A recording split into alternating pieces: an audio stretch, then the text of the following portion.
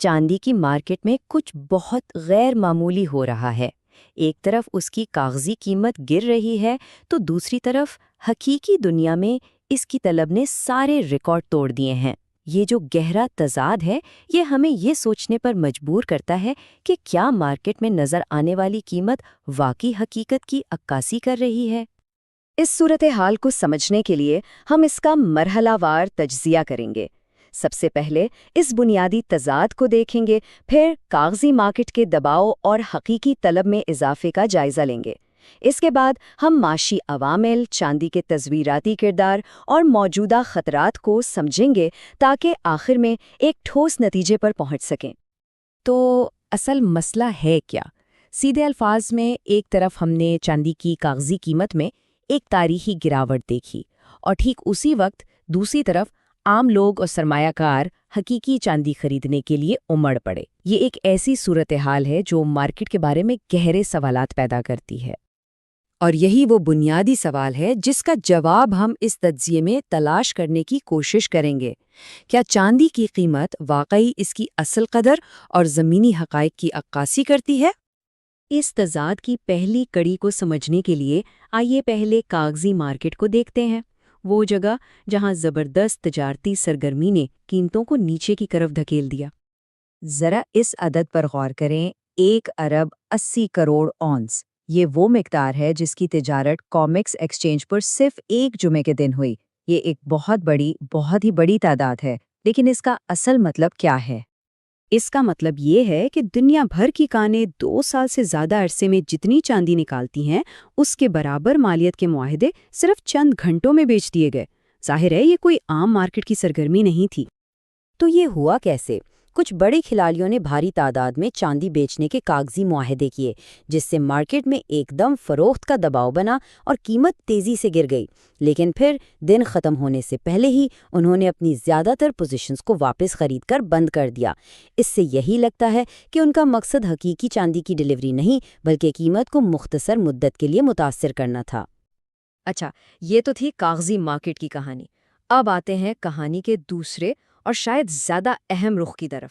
جب کاغذی قیمتیں گرائی جا رہی تھیں تو حقیقی دنیا میں کیا رد عمل تھا؟ یہاں صورتحال بالکل الٹ تھی۔ حقیقی خریداروں نے اس گرتی قیمت کو ایک موقع سمجھا۔ جہاں کاغذی مارکیٹ میں فروخت کا طوفان تھا، وہیں بڑے ڈیلرز کے مطابق حقیقی چاندی کی طلب میں 250% کا زبردست اضافہ ہوا اور فروخت کے تمام پرانے ریکارڈ ٹوٹ گئے۔ اور اس بے پناہ طلب کا دباؤ سپلائی چین پر صاف نظر آ رہا تھا۔ دنیا بھر کی سرکاری ٹکسالیں یعنی منٹس آرڈرز کے بوجھ تلے دب گئیں۔ پرتھ منٹ جیسی بڑی منٹ کو تو نئے آرڈرز لینا عارضی طور پر بند کرنا پڑا۔ خریداروں کو چاندی کی ڈیلیوری کے لیے جہاں 2 سے 3 ہفتے لگتے تھے، اب 8 سے 10 ہفتے انتظار کرنا پڑ رہا تھا۔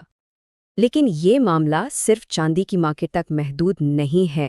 اس پوری تصویر کو سمجھنے کے لیے ہمیں اس وسیع معاشی ماحول کو بھی دیکھنا ہوگا جس میں یہ سب کچھ ہو رہا ہے، اور یہ بھی کہ آج کے حالات ماضی سے کیوں مختلف ہیں۔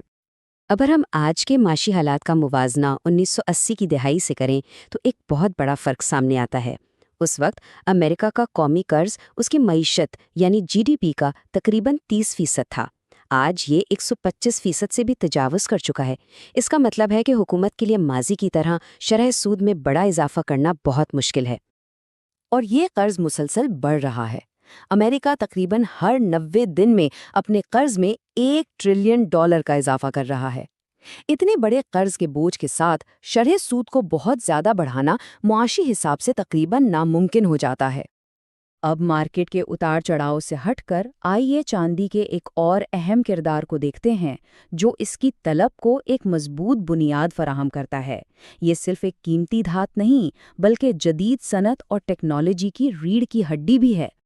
چاہے سولر پینلز ہوں یا الیکٹرک گاڑیاں، جدید ترین الیکٹرانکس ہوں یا دفاعی صنعت، چاندی ان سب میں ایک ناگزیر جز ہے۔